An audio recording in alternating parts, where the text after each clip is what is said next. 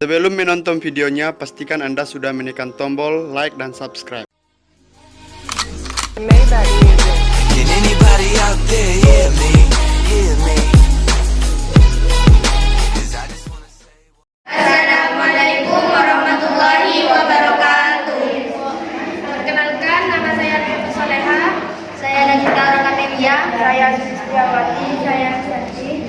Di sini kami dari kelompok makalah bahasa Indonesia akan mempresentasikan makalah yang berjudul Organisasi Ekstrakurikuler Jurnalistik di Kalangan Santri. Latar belakang masalah. Pembinaan sebagai bentuk pengembangan minat dan bakat baik yang berhubungan di bidang pendidikan melalui sebuah organisasi ekstrakurikuler. Kegiatan ekstrakurikuler merupakan bagian dari pendidikan luar kelas yang mempunyai tujuan untuk mengembangkan minat dan bakat siswa agar terasa. Kegiatan ekstrakurikuler yang beragam tersebut dibutuhkan untuk membantu perkembangan kreativitas, menambah wawasan pengetahuan dan pengalaman yang didapatkan dari kegiatan ekskul, khususnya jurnalistik, serta mengembangkan bakat minat dan kemampuannya. Pendidikan luar sekolah erat hubungannya dengan dunia luar. Ini pula yang dilakukan oleh pondok pesantren Nahdlatul Ulama dengan mengadakan organisasi jurnalistik terhadap santri yang mempunyai bakat minat dalam menulis. Menulis adalah salah satu pekerjaan yang dianggap sulit, membosankan dan menakutkan. Hal ini dialami oleh sebagian orang ketika dimintai laporan, karya ilmiah, teks cerita fiksi dan non-fiksi, dan lain sebagainya. Disebabkan adanya rasa takut akan kritikan orang lain. Jurnalistik adalah salah satu organisasi yang memiliki perhatian khusus terhadap soft skill menulis santri. Dukungan pihak pesantren tentunya sangat penting untuk mengembangkan budaya membaca, khususnya menulis di lingkungan pesantren, guna meningkatkan minat menulis di kalangan santri.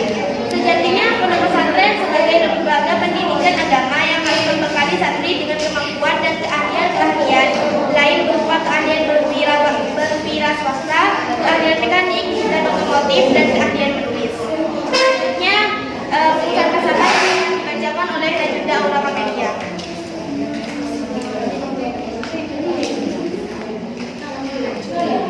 Baik, saya akan membacakan rumusan masalah.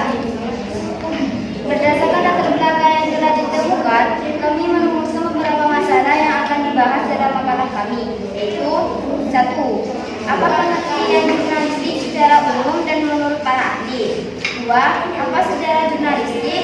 3. Apa saja ciri-ciri pembagian karakteristik bahasa serta manfaat jurnalistik? Yang keempat, apa yang menjadi faktor pendukung dan penambah?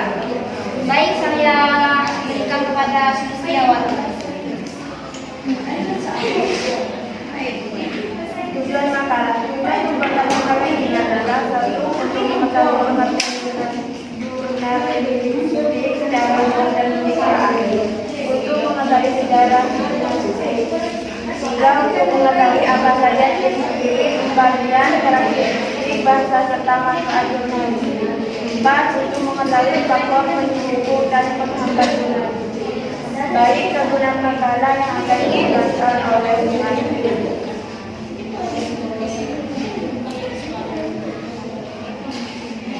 Kegunaan makalah. Makalah ini baik secara teoritis maupun secara praktis. Secara teoritis, makalah ini berguna sebagai pengembangan tentang kegiatan pelajaran pengetahuan luar berbasis teknologi. Secara praktis, makalah ini diharapkan bermanfaat bagi 1. Penulis sebagai wahana penambah pengetahuan tentang jurnalistik, sejarah dan hal yang menyangkut tentang jurnalistik.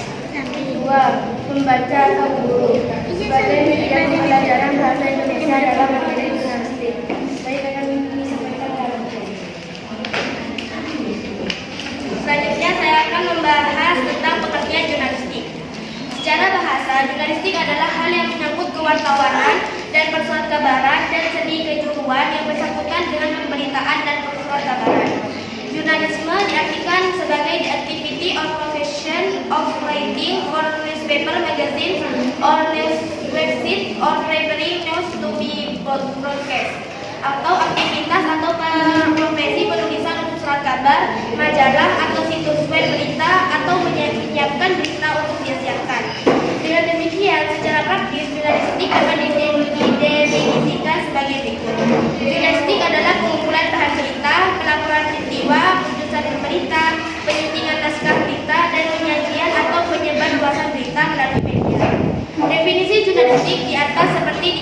dibuat oleh Roland.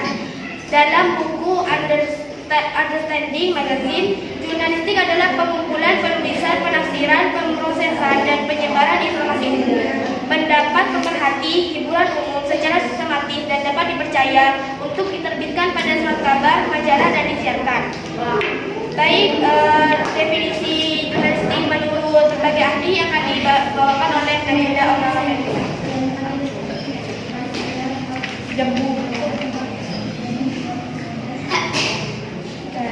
Yang pertama, Adinegoro. Dalam buku Hukum Komunikasi Jurnalistik yang diterbitkan pada tahun 1984, Adinegoro mendefinisikan jurnalistik sebagai sebuah kepandaian dalam hal mengarang yang tujuan pokoknya adalah untuk memberikan kabar atau informasi pada masyarakat umum secara mungkin dan tersiar seluas mungkin. Menurut Adinegoro, jurnalistik mempelajari seluruh bentuk penyiraan berita dalam berbagai media terus, termasuk juga dalam teater, film, atau rapat. Yang kedua, Muiz berpendapat bahwa cukup banyak definisi tentang jurnalistik. Namun secara umum definisi tersebut memiliki kesamaan, yaitu kemasukan unsur media massa, penulisan berita, dan waktu yang tertentu. Selanjutnya saya kasih ke Sulistiawati. Yang ketiga, Azaz Samsul Morobo.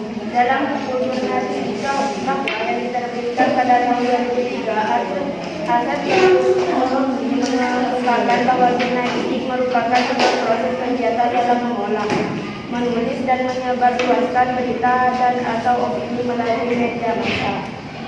Yang keempat, Astrid Susanto.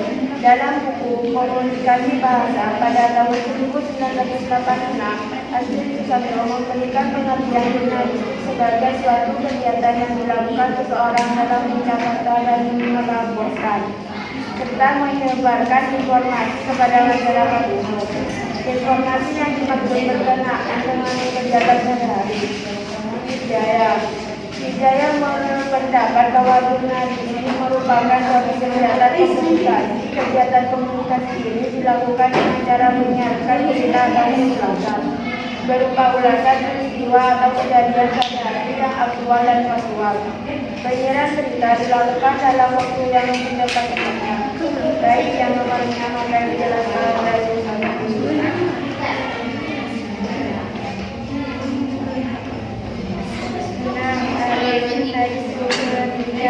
dalam buku Jurnalistik Indonesia menulis berita dan video jurnalis profesional terbitan tahun 2005. Jurnalis Muhammadiyah menyatakan pengertian jurnalistik sebagai suatu kegiatan yang dapat mencari, mengumpulkan, mengolah, menyajikan, dan menyebarkan berita. Dilakukan secara berkala, secepat mungkin dan seluas mungkin, dan ditujukan kepada masyarakat umum.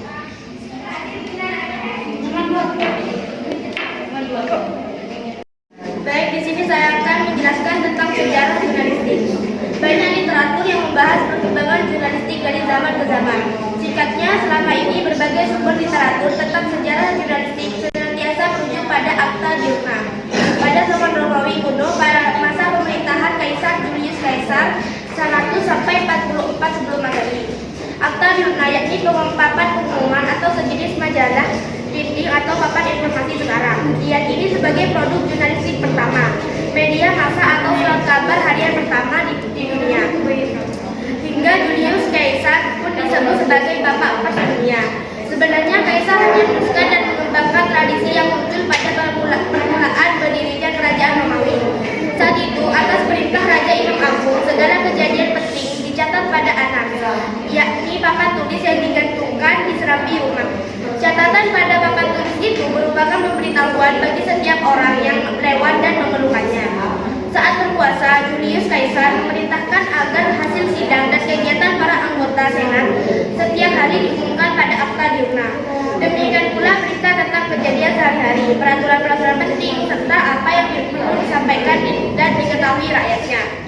Papan pengumuman itu dipasang di pusat kota yang disebut Forum Romanum atau Stadion Romawi untuk diketahui umum. Berita di Akta Diurna kemudian tersebar luaskan. Saat itulah muncul para diurna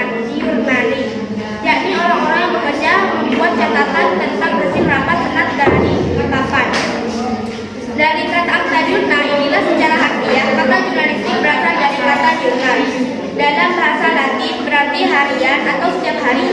Kata jurnal lalu diadopsi ke dalam bahasa Perancis menjadi jour dan bahasa Inggris jurnal yang berarti hari, catatan harian atau laporan. Dari kata diurnali muncullah diurnalis dan jurnalis atau wartawan. Dalam sejarah Islam, cikal bakal jurnalistik yang pertama kali di dunia adalah pada zaman Nabi Nuh. Saat banjir besar melanda kaumnya, Nabi Nuh berada di dalam kapal beserta sanak keluarga, para pengikut yang soleh dan segala macam hewan. Untuk mengetahui apakah air bah sudah surut, Nabi Nuh mengutus seekor burung dara keluar kapal untuk memantau keadaan air dan kemungkinan adanya makanan. Sang burung dara yang melihat daun dan ranting pohon zaitun yang tampak muncul ke permukaan air. Ranting itu pun dipatu dan dibawanya pulang ke kapal. Nabi Nuh pun berkesimpulan air bah sudah mulai surut. Kabar itu pun disampaikan kepada seluruh penumpang kapal. Atas dasar fakta tersebut, Nabi Nuh dianggap sebagai pencari berita dan penyiar kabar pertama kali di dunia. Kapal Nabi Nuh pun disebut sebagai kantor berita pertama di dunia. Karakteristik bahasa. Di dalam jurnalistik terdapat karakteristik bahasa gunanya untuk membuat bahasa yang ada dalam jurnalistik menjadi lebih baik lagi. Terdapat juga jenis jurnalistik dan manfaat mempelajari jurnalistik. Berikut ini pembahasannya. A. Karakteristik bahasa. 1. Sederhana. Sederhana berarti selalu mengutamakan dan memilih kata atau kalimat yang paling banyak diketahui maknanya oleh khayalan pembaca yang sangat heterogen. 2. Singkat. Singkat berarti langsung ke pokok masalah. 3. Padat. Setiap kalimat yang paragraf yang ditulis memuat banyak informasi penting dan menarik untuk khayalan pembaca. 4. Tugas. Tugas berarti tegas, tidak ambigu. 5. Jelas. Jelas berarti mudah ditangkap, maksudnya tidak bau dan kabur. 7. Menarik. Bahasa jurnalistik harus menarik. Menarik artinya mampu membangunkan minat dan perhatian pembaca, memicu selera membaca buku. Yang kedelapan, pilih kata atau diksi yang tepat. Pilih kata atau diksi yang tepat yaitu kalimat yang disusun tidak hanya produktif, tetapi juga tidak elur dari asas efektivitas. Yaitu setiap kata yang dipilih harus tetap dan akurat sesuai dengan tujuan pesan pokok yang ingin disampaikan kepada khalayak. Saya kasih Miss Listiawati. Baik, saya akan menjelaskan tentang pembagian jurnalistik. Berdasarkan media, jenis jurnalistik dibagi menjadi 3 kategori. 1. Jurnalistik cetak, yaitu jurnalistik yang menggunakan media massa cetak sebagai media publikasi surat kabar atau koran, tabloid majalah. 2. Jurnalistik elektronik, yaitu jurnalistik yang menggunakan media elektronik sebagai media publikasinya, radio, televisi, dan film. Jurnalistik elektronik dibagi lagi menjadi 3. 1. Jurnalistik radio, program berita di radio siaran. 2. Jurnalistik televisi, program berita di televisi. 3. Jurnalistik film, pemberitahuan melalui film. 3. Jurnalistik online, yaitu jurnalistik yang menggunakan internet sebagai media publikasi yang dikenal dengan sebutan media online, media daring, media siber, situs berita atau portal berita. Manfaat jurnalistik. 1. Berpikir holistik. 2. Berpikir kreatif. Seorang jurnalis bisa berpikir kreatif, misalnya mengulas berita dari segi lain yang berbeda. 3. Berpikir kritis analisis. Apa yang ia lakukan adalah mencari validasi informasi, yaitu kronologi, dengan menggali informasi dari sumber lain, melakukan observasi dan studi literatur. 4. Melatih rasa ingin tahu dan empati. Jurnalis yang baik mesti punya rasa ingin tahu tinggi pada semua hal. 5. Membuat percaya diri. Dia harus mencoba dan melakukan pengamatan pada sumber berita, kemudian bertanya. Hal seperti ini bisa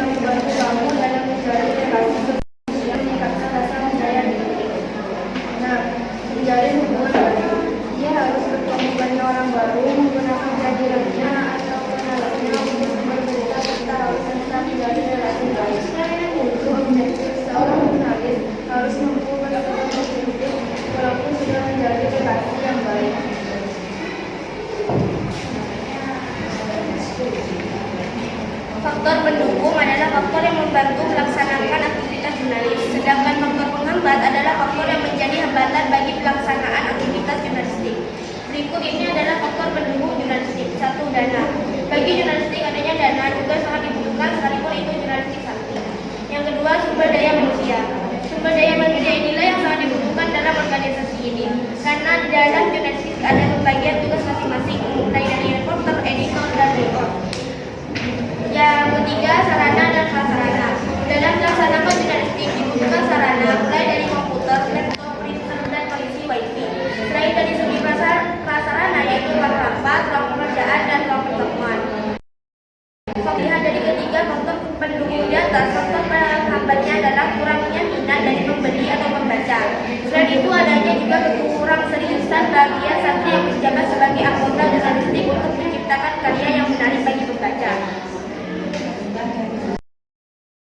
Kesimpulan dari makalah ini, berdasarkan pembahasan dapat diambil kesimpulan, pengertian jurnalistik adalah pengumpulan, penulisan, penafsiran, pemrosesan, dan penyebaran informasi umum. Pendapat pemerhati, hiburan umum secara sistematis dan dapat dipercaya untuk diterbitkan pada surat kabar, majalah, dan disiarkan.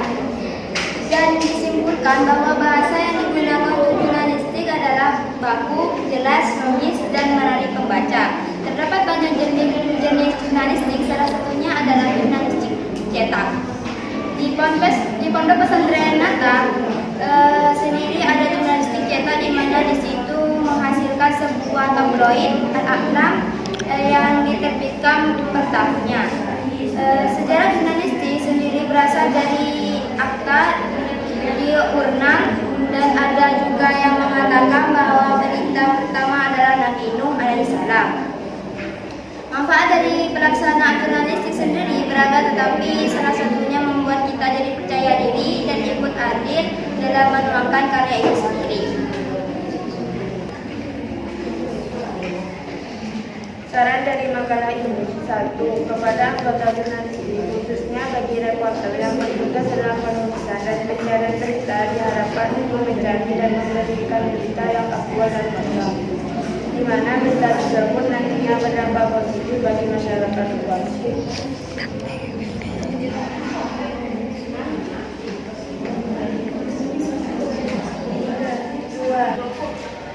2. Kepada santri meningkatkan semangat dalam menulis dan berkarya agar bisa bermanfaat bagi negara. 3. Kepada masyarakat meningkatkan kesadaran dalam memilih berita yang mana yang asli atau hoax.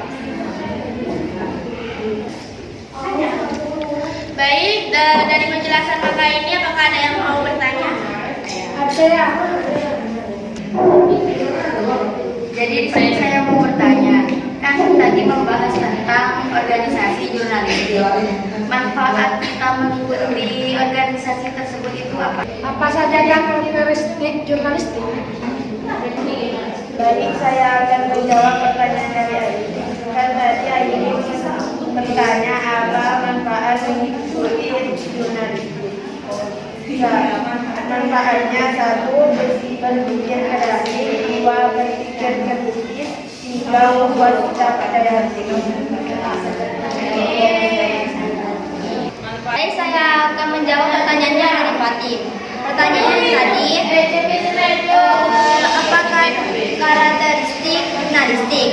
Yaitu sederhana, singkat, padat, ringkas, jelas, menarik, dan diksi. Untuk sekian presentasi dari kami, kurang lebihnya mohon maaf. Assalamualaikum warahmatullahi wabarakatuh. Waalaikumsalam.